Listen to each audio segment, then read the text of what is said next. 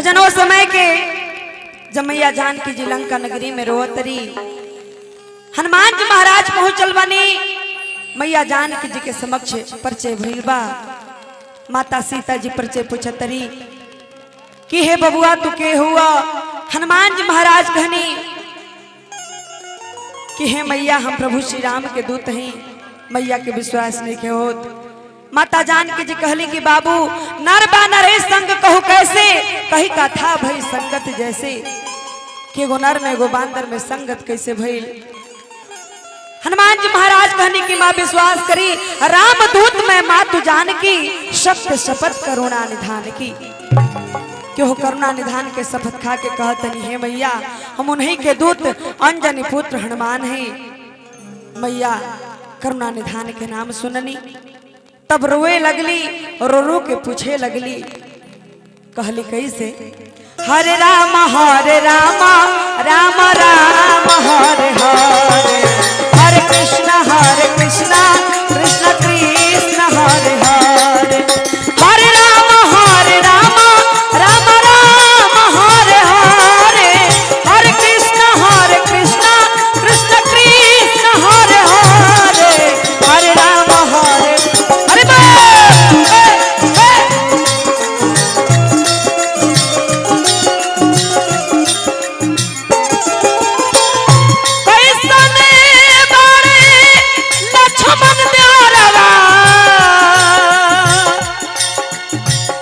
कैसना प्रभु जी मो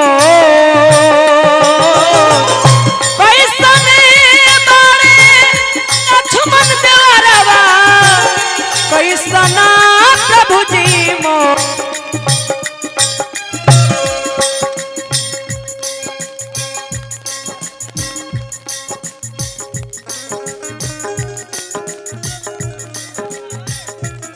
hello sound वाले भैया पूनम शर्मा जी के माइक में हाथाना नहीं बोले के तुरंत दे दो बैटरी बदले के। हेलो हेलो अरे माइक ले ले हेलो हेलो थोड़ा सा बढ़ाइए इसको। कैसने बारे लक्ष्मण द्वारवा कैसना प्रभु जी मोर पूछतड़ी सिया हो मैया पूछतड़ी सिया हो मैया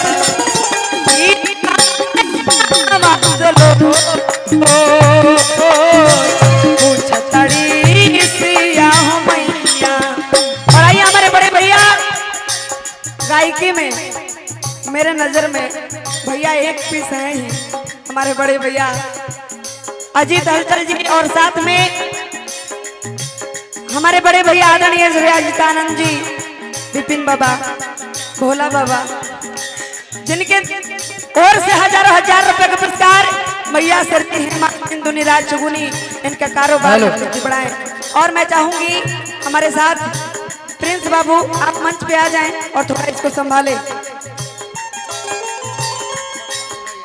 और हमारे आदरणीय बसंत भैया जिनके ओर से हजारों हजार रुपए का पुरस्कार बार बार प्रणाम।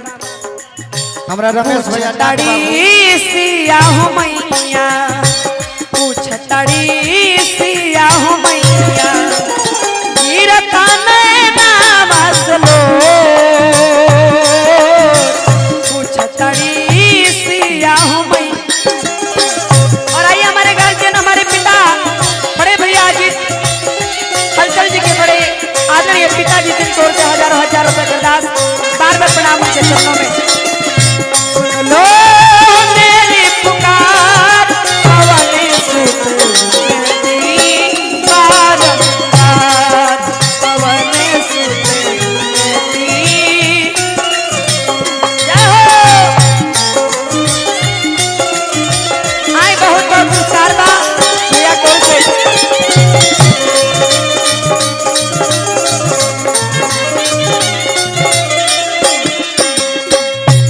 बहुत बहुत रुपया का पुरस्कार हमारा भाई अरुण अलबेला जी रमेश भैया डाक बाबू हमारा बसंत भैया मुखिया जी हमारा बाबू साहब भैया और हमारे आदरणीय भोला भैया जिनकी ओर से हजारों हजार रुपए की अरदास चल गई नहीं। चाह की पुलिस भैया सुजीत भैया आए। हेलो एक बैटरी बदल दे। उपेंद्र बाबा आई, रंजय भैया, अरुण भैया, मैया जानकी जी कौन कहले भैया कि डॉक्टर हनुमान साहब, हमरा से बबलू कौन पांडे ऐसी जी। गलती हुई जे भगवान हमके भुला गई नहीं कहने के जेकर बाद जेकर नाम धरतनी सबे मंच पर आई भाई। दू गो गीत गावे के बस कौन भइले हमारा से गलती बैटरी गलती गलती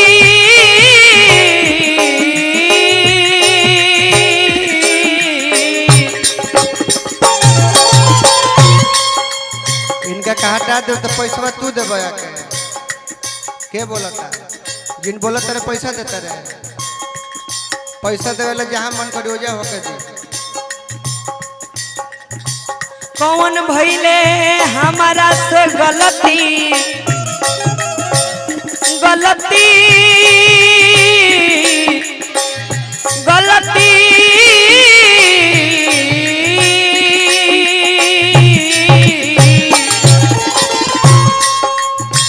कौन भइले हमारा से गलती लिहले ना सुधिया मोर।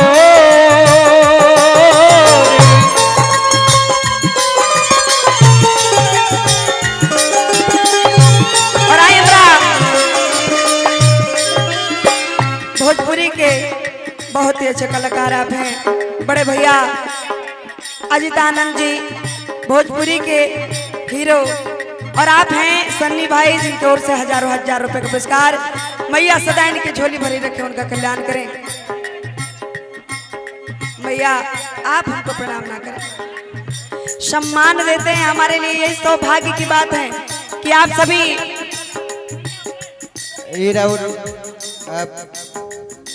पूनम जी राउर भैया ना लगे हैं, राउर बबुआ लगे, हमार शिष्य में मैंने हमार लड़का हमें कैसे अपन नाता देख ले।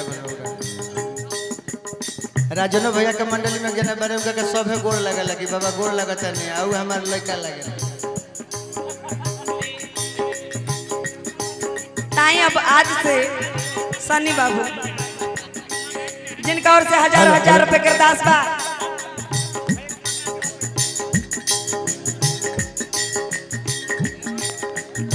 मैया जानकी जी कहली कि अब कितना कष्ट सही है बाबू ये लंका नगरी में रोहतरी। ये सब हमार जान हलो जान केतना ले सही हम विपतिया विपतिया विपतिया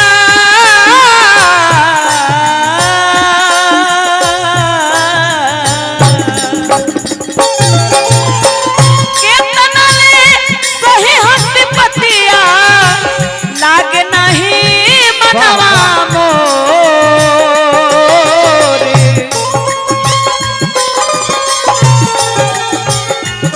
आई रह जाएगी राजन भाई। हमारा पुलिस भैया बानी, हमारा भोला भैया बाबा ना यहाँ के भोला भैया है, यहाँ भोला बाबा दूसर है। रुक जाए आराम से गाएं।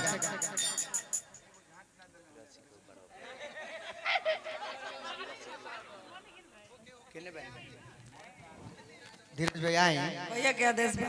हमारा लाल बाजार से हमरा अशोक चाचा पुरस्कार दिले बानी तने हे में बढ़ा दे को बिना भैया हेलो हेलो हे ए राजन बाबा हे में के बढ़ा दे के बा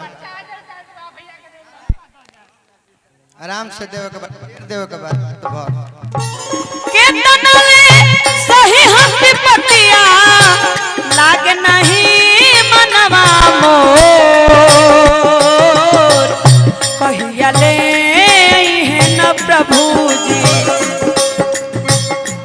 धीरज भैया 500 रुपया के पुरस्कार दिले बानी। बार बार प्रणाम रही।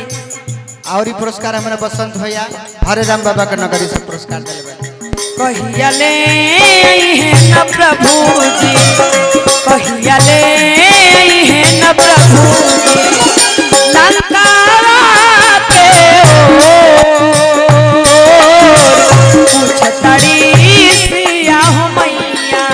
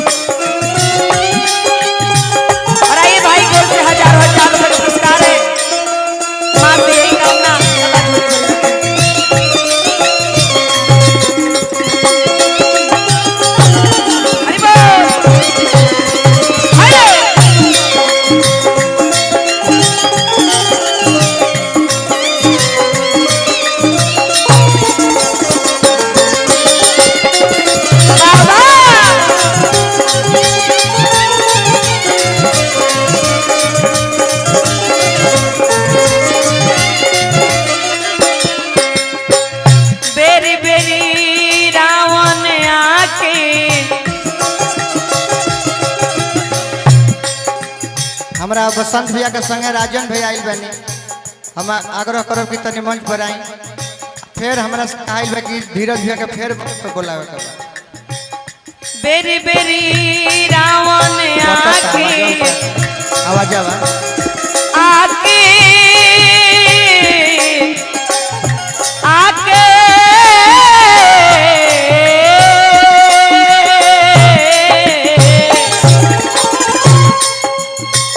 बेरी बेरी रावण आके बोलेला बोलिया कुबो